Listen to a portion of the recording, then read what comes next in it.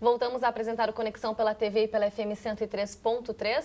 No programa de hoje estamos falando sobre o desafio das cidades se desenvolverem economicamente sem deixarem a preservação do meio ambiente de lado. Os nossos entrevistados aqui no estúdio nos trazem informações sobre esse tema. E um tema muito importante, né, professora Maria Luísa, é o transporte público também, o próprio transporte, né, alguns tipos de soluções que são trazidas para que possa, então, né, ter um melhor ar, um melhor tipo de...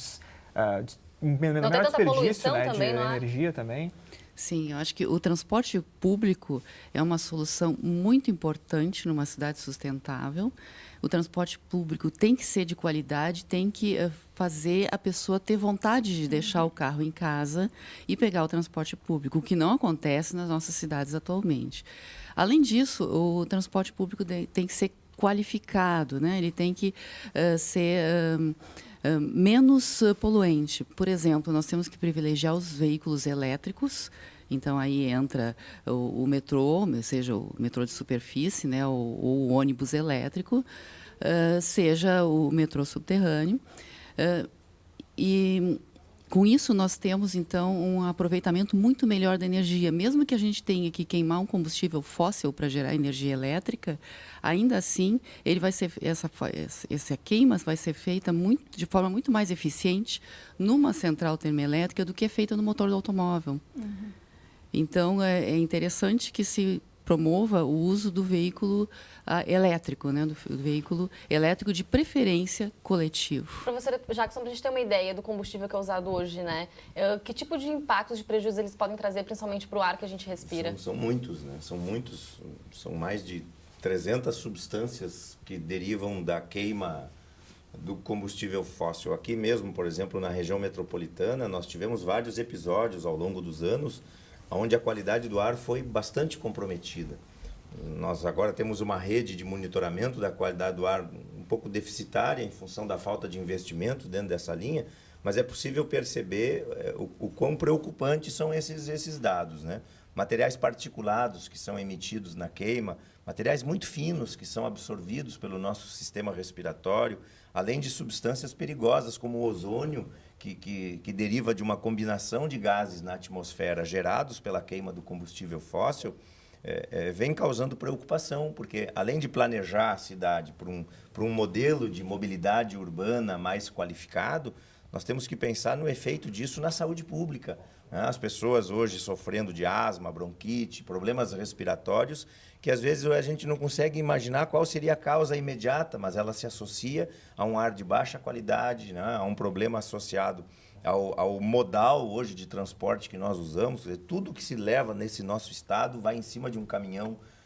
Quando a gente tem São questões que no dia a dia, na pressa do dia a dia, a gente não vê, a gente não percebe. Nós temos uma malha fluvial fantástica no estado, nós temos rios magníficos, como por exemplo o Rio Uruguai, o Rio Jacuí, que forneceriam vias de trânsito muito mais qualificadas, né? Levamos 50 anos para ter uma travessia de balsa de Porto Alegre para Guaíba. Por quê? Porque o modo de pensar a cidade é transportar as coisas em cima de um caminhão ou dentro de um carro. Agora nós temos um impacto importante aqui na região metropolitana que precisa ser estudado. É como o Transurb está mudando a qualidade ambiental da região metropolitana. Quantas pessoas estão deixando de se deslocar dentro de um ônibus ou mesmo dentro de um carro para poder usar uma estrutura de transporte muito, muito mais eficiente e poluente? Hoje você, com a 448, diminuiu o seu trânsito, né? Melhorou um pouco essa questão da mobilidade, né? Levamos 35 anos para ter mais uma via de acesso à capital. Mas mesmo assim é importante perceber nesse momento que na medida que chegou um modal menos poluente, que traz uma qualidade na prestação de serviço, é cômodo, né? Você deixar o seu carro numa estação, subir, pegar o trem e ir a Porto Alegre, vai levar 45 minutos para ir, 45 minutos para voltar. Sabe exatamente o tempo que vai levar, diferente do que encarar a BR? Polui muito menos pela natureza do fornecimento de energia para o sistema, mas nós não estudamos isso, né? Nós precisamos aprender a fazer isso com a rapidez com que a sociedade se ajusta, né, a essas mudanças comportamentais hoje. O que a gente percebe também é que para o serviço público ser focado como um serviço importante na mobilidade urbana, ele tem que ser muito qualificado, né? O cidadão não vai abrir mão do seu conforto pessoal para pegar um ônibus que está lotado, que ele não sabe a hora exatamente que vai passar. Sabe a hora, não cumpre o horário. Quer dizer, na mobilidade urbana hoje, você ter um serviço de qualidade traz um impacto positivo nesse aspecto, né? Melhora muito a qualidade de vida, que é uma moeda que a gente não sabe bem quanto ela custa. A gente sabe quando perde, né? E isso rapidamente acontece aqui nesse nosso contexto metropolitano, né? Sem que medidas efetivas sejam pensadas para mudar isso. E é interessante o pessoal que está curtindo agora a Conexão, Cibele, as pessoas podem também ter algum tipo de ideia para colocar na sua casa ou no seu apartamento, uma ideia mais verde, coisas mais fáceis de fazer no dia a dia? Sim, um bom projeto de arquitetura já traria bastante iluminação natural, que já eliminaria o uso de tanta iluminação artificial. Pode-se usar materiais da região que não vão poluir no seu transporte de chegada até esse empreendimento. Pode-se fazer a coleta de chuva com uma rede paralela de água e fazer uma cisterna. Isso são soluções que vão se pagar muito rápido, então vale o investimento.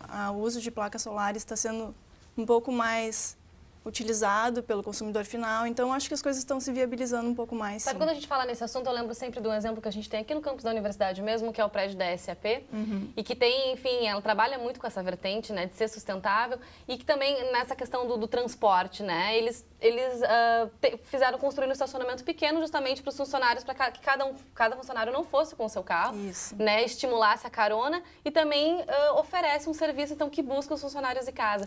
Então, assim, o sustentável também está, né, ele está num circuito, assim, não está pensando só na água, só na questão da energia, mas também na questão aí também do deslocamento desses funcionários até o prédio. Mas não precisou de uma política pública, precisou de uma política pessoal, institucional. Né? E que vai mudando hábitos vai também. Vai mudar o hábito. Você não vai mais ter copo descartável aqui, você vai ter uma caneca, né? Você vai usar uma caneca de porcelana. Não, você não vai mais deixar a torneira pingando lá, correndo água quando está escovando o dente. Você vai fechar ela, né, para molhar só aquilo que for necessário. Quer dizer, é uma revolução hoje na área ambiental, ela não tem efetividade se ela não partir do comportamento individual. Eu tenho que tomar uma medida e eu posso fazer isso se eu quiser, para que esse meu efeito, com o dela, com o do outro, com o da comunidade, com todas as pessoas da universidade, com o meu bairro inteiro, com a minha cidade, nós possamos pensar comportamentos similares para enfrentar esses desafios da sociedade hoje. A Ioris falou, por exemplo, na empresa, né, na SAP, como é que as indústrias, então, professores, estão lidando também com o lance dos gases poluentes também, né? Existem iniciativas, né, para que a emissão dos gases fossem reduzidos, mas isso está acontecendo realmente hoje em dia? Bom, existem iniciativas e existem obrigações também das indústrias atenderem certas limitações impostas pelos órgãos ambientais, né? Isso está sendo feito, isso é objeto de estudo intenso nas universidades, nos cursos de engenharia, tanto nas indústrias de geração de energia, como nas indústrias no uso final, né? Tanto quanto aos gases poluentes, como também quanto aos demais resíduos que sobram do processo industrial, né? É feito, na medida do possível, o reaproveitamento ou a transformação, por exemplo, em energia, né? Que é incluída no próprio processo.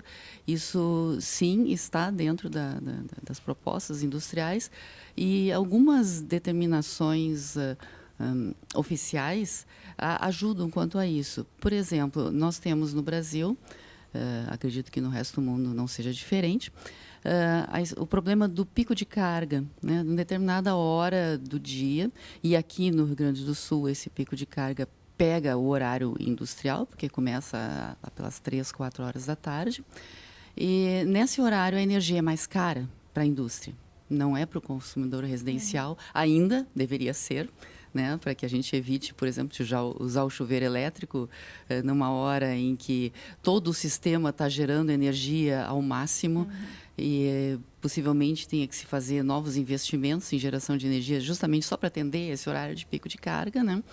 E na indústria isso já é uma realidade, então o industrial paga mais caro por essa energia e ele tem todo o interesse em ter uma geração própria de energia para reduzir a sua conta de luz nesse horário. Gerando, nesse horário, por meios próprios, energia. Ou seja, necessidade, né, é a mãe da invenção. Exatamente. Também, né? Exatamente. Bom, muito obrigada pela presença de vocês, pelas informações e até a próxima. Obrigada. A seguir, você confere os detalhes da previsão do tempo para este sábado. E também as dicas da agenda cultural, a gente já volta.